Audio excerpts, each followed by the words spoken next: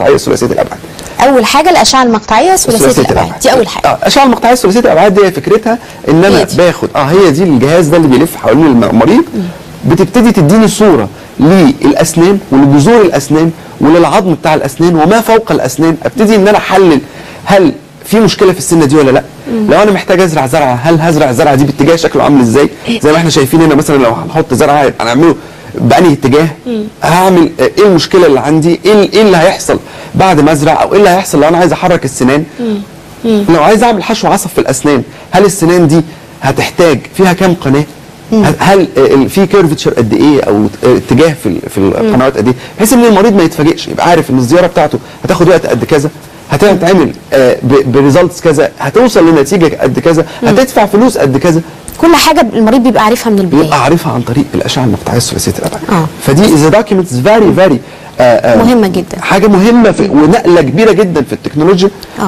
عشان خاطر نقلتنا وريحتنا كاطباء وكمرضى في ان احنا ازاي ان احنا نشخص، وازاي ان المريض يبقى عارف كل حاجه عن علاجه، وايه يعني التحليل الدقيق للحاله، وازاي هنحلها وندرس النتائج بتاعت حلها دي هتوصلنا لحد فين. وممكن يكون حد عنده اكتر من مشكله زي اللي احنا شايفينها بالظبط.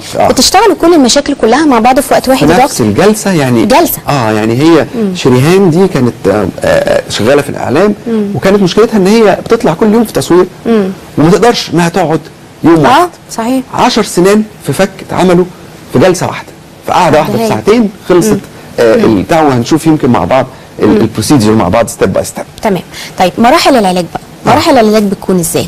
والله اول مرحله دايما في العلاج ان احنا بنقعد بعد ما نقرا الحاله على الاشعه المقطعيه، بنبتدي ان احنا نحلل الصوره الفوتوغرافيه الثلاثيه الابعاد للمريض. ابتدي اشوف انا هعمل ايه في الحاله دي.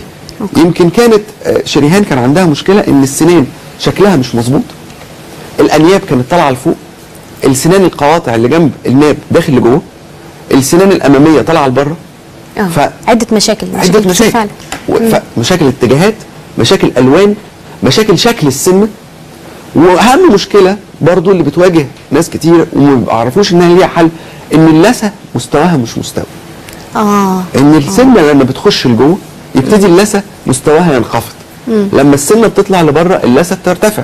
انت فاهم قصدي؟ عارفه زي مثلا لما الواحد يبقى في ستاره وانت بتزقي حاجه من ورا الستاره، تبتدي ان الستاره دي تترفع، بترجع الحاجه دي لجوه، تبتدي ان الستاره دي تنزل. فهي نفس القصه في اللثه. فلو انا جيت عدلت اتجاهات، يعني اهو بنشرح للمريضه الحاله بتاعتها زي ما انا شايف، الانياب الستاره مرفوعه، هي اللثه مرفوعه، القواطع الاثنين اللي جنب الانياب داخلين لجوه، فالستاره نازله، اللثه نازله. لو انا جيت عدلت اتجاهات من غير ما اشتغل في اللثه، هتبقى اللثه طالعه ونازله طالعه ونازله. فطبعا دي هتبقى مشكله ضخمه جدا. فمحتاج ان انا اول حاجه نعملها ان احنا نعدل اتجاه اللثه، وده اللي انا بشرحه للمريض. المريض لازم يفهم حالته ويشوف ايه اللي هيتم جوه بقه 1 2 3 بالظبط، وننقل الكلام ده بحاله لايف للناس عشان يشوفوا الكلام ده على الطبيعه. بنبتدي بالليزر عن طريق الميكروسكوب. ابتدي اشكل اللثه الاول. تبدا تشكل اللثه الاول. اشكل اللثه يبقى كل الاتجاه بتاع اللثه منتظم. تمام.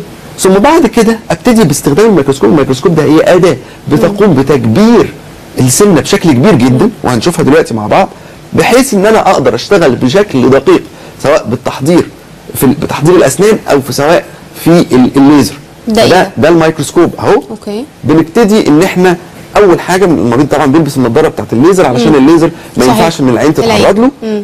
وابتدي بعد كده اقطع بالليزر، اشكل اللثه اللي نازله تحت. هي مش حاسه بحاجه خالص، حاسه بحاجه، مفيش الم، ودي عباره عن ضوء بيبتدي ان هو يشكل اللثه. كان زمان الكلام ده بمشرط ونزيف وحاجه مؤلمه جدا. حقيقي فعلا. انما دلوقتي الموضوع بسيط جدا. مينتس مفيش حاجه خالص. وبعدين بالميكروسكوب شايفه كميه التكبير بالميكروسكوب. ابتدي ان انا اعمل تحضير في الاسنان بشكل عملي بالميكروسكوب من غير ما المس اللثه ومن غير ما اشيل كميه زياده. يعني انا عايز اشيل 1 ملم من السنان، يبقى هشيل 1 ملم من السنان. ليه؟ لان انا بحضر بشكل دقيق جدا بالميكروسكوب. تمام. فالميكروسكوب از ا فيري باورفول تول، حاجه بتخليني اقدر ادي النتائج اللي انا حللتها بالظبط على الاشعه المقطعيه ثلاثيه الابعاد. ابتدي انفذها بشكل دقيق جدا على الميكروسكوب.